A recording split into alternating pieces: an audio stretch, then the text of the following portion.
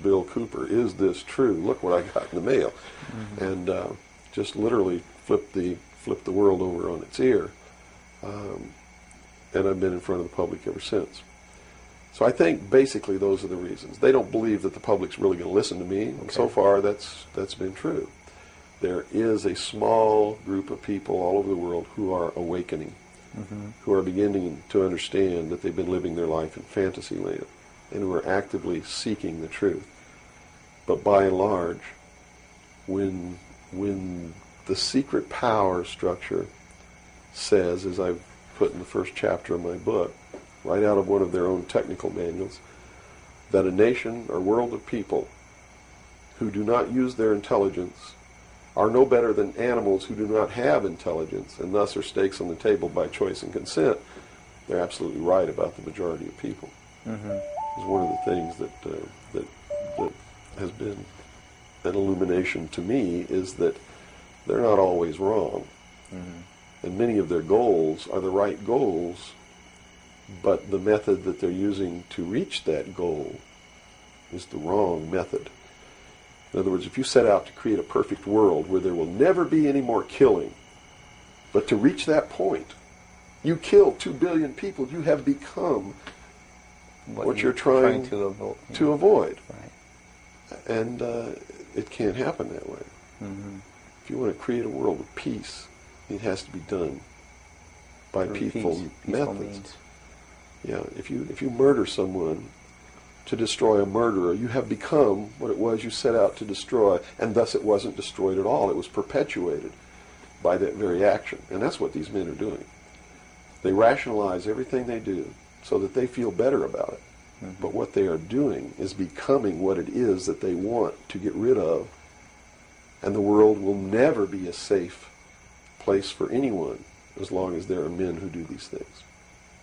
Very eloquently said. Thank you. Now, you.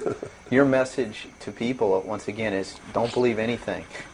How right. is it that the public can find this and search for this truth on their own if they can't believe anything or anyone? What can you do? It's all in the public sector. It's all available to anyone who actively and diligently seeks it out.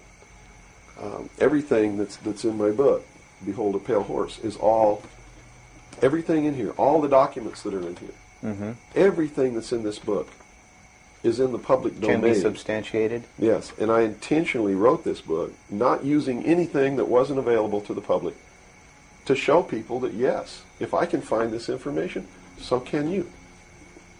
I have tons of stuff that's not available to the public. But as you can see by reading this book, you don't need that stuff because it's what you need is available to you. Public libraries are overflowing with the proof of what's really going on in the world, but nobody really utilizes it to the extent that they're able to pick this out and put it together. Another thing I've done for people is I've put it together for them so that they can see the overall picture rather than looking at small things and thinking that it's isolated. Nothing is isolated. It's all part of a big puzzle. And the puzzle is coming together, and when the puzzle is assembled, it's going to be a one-world totalitarian socialist government that nobody's going to like except the people that are running it. It's Hitler all over again. And the rationalization is we're going to create the world without war. The utopia. The utopia.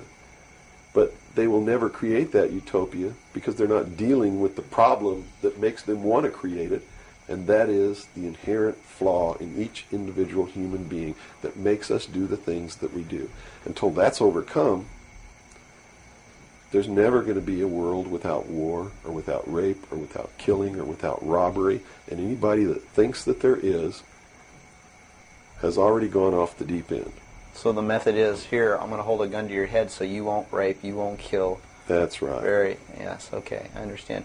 The title of your book, Behold a Pale Horse, what significance does that have? What are you saying with this title?